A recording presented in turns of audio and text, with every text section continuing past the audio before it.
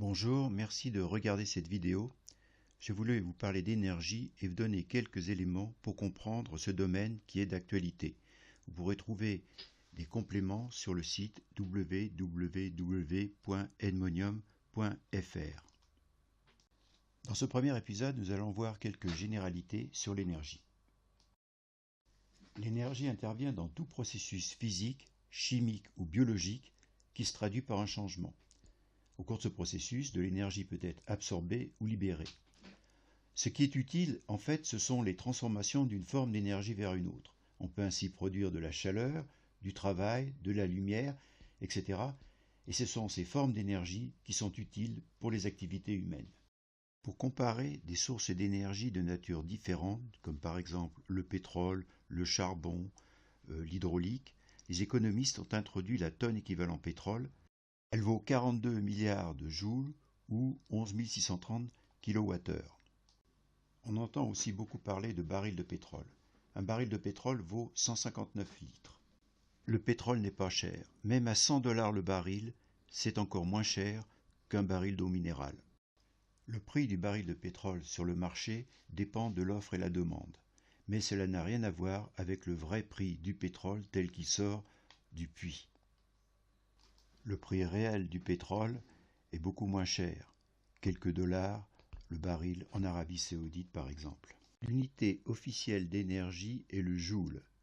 C'est une très faible quantité d'énergie et cela correspond à peu près à 50 frappes sur la touche du clavier d'un ordinateur. Dans les factures d'électricité, on utilise souvent le kilowattheure qui représente 1000 Wh. C'est l'énergie qui est consommée par un appareil d'une puissance de 1 kW qui fonctionne pendant 1 heure. Cela représente 3,6 millions de joules, donc c'est une grande quantité d'énergie. Pour s'en rendre compte, il suffit de considérer une personne qui fait du vélo à une vitesse de 20 km/h. Si elle fait 70 kg et si elle est éjectée du vélo, parce que celui-ci est arrêté brusquement, l'énergie cinétique qu'elle aura sera de 1000 joules, c'est-à-dire seulement de 0,3 Wh. Si la personne éjectée rencontre un mur, par exemple, le choc sera néanmoins très très grave pour elle. Il est intéressant de comparer cette valeur de l'énergie à celle contenue dans des batteries que l'on utilise dans la vie courante. L'énergie contenue dans une batterie de smartphone est d'environ 10 Wh, celle dans une batterie d'ordinateur de 40 à 50 Wh. La batterie d'une voiture électrique contient environ entre 25 et 75 kWh selon son autonomie. Une petite voiture électrique conduite calmement consomme environ 15 kWh au 100 km. La consommation d'électricité d'une famille, hors chauffage, est d'environ 10 kWh par jour. Que représente 1 kWh et que peut-on faire avec 1 kWh? 1 kWh représente l'énergie que l'on peut récupérer lorsque 3,6 tonnes d'eau tombent d'une hauteur de 100 mètres. C'est aussi l'énergie cinétique d'un camion de 10 tonnes qui roule à 100 km/h. Enfin, si on considère un radiateur électrique de 1000 watts qui fonctionne pendant 1 heure à fond, on a consommé 1 kWh. Avec 1 kWh, on peut faire fondre 10 kg de glace, mais seulement faire bouillir 1,5 kg d'eau. Avec 1 kWh, on peut faire passer la température de 10 kg d'eau de 20 degrés à 100 degrés. Entre l'énergie primaire, qui est l'énergie avant toute transformation, et l'énergie utile, qui est celle dont on a réellement besoin, il y a la plupart du temps une perte de rendement énorme. Prenons l'exemple d'une perceuse que l'on va alimenter avec de l'électricité. Et cette électricité sera fabriquée avec un réacteur nucléaire. Environ un tiers de la chaleur produite par un réacteur nucléaire est transformée en électricité. Il faut ensuite transporter cette électricité de son lieu de production à son lieu de consommation. On a des pertes qui peuvent être de l'ordre de 5%. Enfin, quand on utilise la perceuse, seule une petite partie de l'électricité sert à faire tourner le forêt. L'autre partie étant dissipée en chaleur et on s'en rend compte parce que la perceuse est chaude. Le rendement est de l'ordre de 50%. Dans cet exemple, l'énergie utile ne représente qu'environ 15% de l'énergie primaire. Il faut donc essayer d'augmenter ses rendements, mais parfois on est bloqué par les lois de la physique. Il ne faut pas confondre puissance et énergie. La puissance, c'est l'énergie par unité de temps.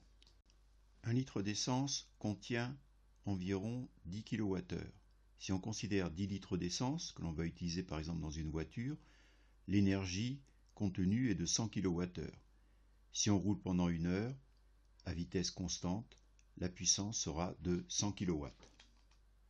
On est maintenant capable de brûler ces 10 litres d'essence en 6 secondes. La puissance dégagée sera de 60 MW, ce qui est équivalent à la puissance des 4 réacteurs d'un Boeing 747. 1 litre d'essence, c'est environ 10 kWh, et comme c'est plus léger que l'eau, 1 kg d'essence, c'est un peu plus de 11 kWh. Si on compare l'énergie contenue dans 1 kg de TNT, on s'aperçoit que c'est à peu près 10 fois moins que ce qui est contenu dans 1 litre d'essence. L'énergie libérée lors de la bombe atomique d'Hiroshima est équivalente à celle contenue dans 23 300 m3 d'essence. Bronco Cadix, qui était un pétrolier qui s'était échoué sur les côtes de Bretagne, contenait 10 fois plus d'énergie que la bombe d'Hiroshima. Il est important de noter que l'industrie a non seulement besoin d'énergie, mais parfois aussi de grande puissance. Or, toutes les sources d'énergie ne sont pas capables de délivrer de grande puissance. Il est intéressant de voir ce que consomme un être humain pour assurer son métabolisme de base. On trouve que c'est environ 2,7 kWh par jour, ce qui représente une puissance de 110 watts. Pour assurer son métabolisme de base, un être humain consomme donc autant d'énergie qu'une ampoule à incandescence d'une centaine de watts. Chez la femme, ce qui consomme le plus d'énergie, c'est la grossesse. Les scientifiques ont estimé qu'une grossesse représentait environ 90 kWh répartis sur 9 mois. Quand on sait qu'un litre d'essence représente environ 10 kWh, cela veut dire qu'une grossesse est équivalente à 9 litres d'essence en termes d'énergie. Cela représente donc en moyenne 300 Wh par jour, soit environ 10% du métabolisme basal. Ceci explique qu'une femme qui est enceinte a besoin de plus de nourriture que quand elle ne l'est pas. Si l'on divise l'énergie totale consommée en France par le nombre de Français, on trouve environ 150 kWh par jour. Et ceci n'inclut pas toute l'énergie consommée à l'extérieur de la France pour fabriquer les objets qui sont importés. C'est un peu comme si chaque Français avait une cinquantaine d'esclaves à son service. La nourriture, qui représentait l'essentiel de l'énergie consommée par l'homme préhistorique, ne représente aujourd'hui plus que environ 5 à 6% de la consommation d'énergie totale dans le monde. Un gros travailleur manuel fournit dans sa journée environ 1,5 kWh. Or, l'énergie n'est pas chère. Si vous faites l'expérience de jeter une pièce de 10 centimes d'euros sur un trottoir de la rue de Rivoli, vous verrez qu'il y a très peu de monde qui se baisse pour la ramasser. Or, avec 10 centimes d'euros, vous pouvez acheter une quantité d'énergie sous forme d'électricité supérieure au travail que peut fournir un travailleur manuel dans toute sa journée. L'abondance et le faible coût de l'énergie qui a permis un développement rapide des civilisations modernes. On peut illustrer ça sur un exemple. L'ADEME a évalué qu'un foyer consommait à peu près 3500 kWh d'électricité par an hors chauffage. On peut imaginer produire cette électricité avec des gens qui pédalent sur des vélos reliés à une dynamo. Pour produire cette électricité, il faudrait 30 personnes à temps plein qui pédalent sur des vélos. En les payant au SMIC, cela représenterait un salaire de 750 000 € par an. Cette quantité d'électricité vous coûtera environ 500 € par an et le coût de production est de l'ordre d'une centaine d'euros par an. Au niveau mondial, on observe une augmentation régulière de la consommation d'énergie. Il y a 2 raisons à cela. La première, c'est que la population augmente. Chaque jour, il y a environ 200 000 nouveaux habitants, c'est-à-dire 200 000 nouveaux consommateurs d'énergie. D'autre part, la plupart des gens sur la Terre sont pauvres et leur objectif est d'augmenter leur niveau de vie. Or, on ne sait pas augmenter son niveau de vie sans augmenter sa consommation d'énergie. La courbe montre l'évolution de la population mondiale sur un millénaire. Le premier milliard d'habitants a été atteint en 1804 et nous sommes aujourd'hui plus de 7 milliards d'habitants sur la Terre. En 1800, on estime que la population mondiale consommait environ 0,2 milliard de tonnes équivalent pétrole, ceci essentiellement sous forme d'énergie renouvelable, c'est-à-dire de biomasse à cette époque. En 2000, il y avait environ 6 milliards d'habitants sur la Terre et la consommation d'énergie primaire était de 10 milliards de tonnes équivalent pétrole. Il faut bien réaliser que la France, avec 1% de la population mondiale, n'a que peu d'influence au niveau environnemental. Comment se répartit la consommation d'énergie sur la planète? La figure. On peut dire très grossièrement que 1/3 de l'énergie va dans le bâtiment, 1/3 dans l'industrie et 1/3 dans les transports. Quand on dispose d'énergie abondante et pas chère, on peut augmenter son niveau de vie. C'est un moteur pour le progrès et cela se traduit notamment par une augmentation de l'espérance de vie.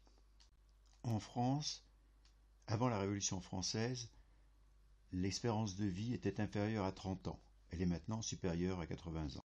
L'énergie abondante et pas chère a permis le progrès et d'augmenter considérablement notre niveau de vie et notre confort. Il ne faut toutefois pas oublier que sur la Terre, 2,8 milliards de personnes vivent avec moins de 2 $ par jour, 2 milliards d'habitants consomment moins de 0,2 tonnes équivalent pétrole par an, et 2,4 milliards d'habitants utilisent la biomasse pour la cuisine et la chaleur avec des rendements déplorables.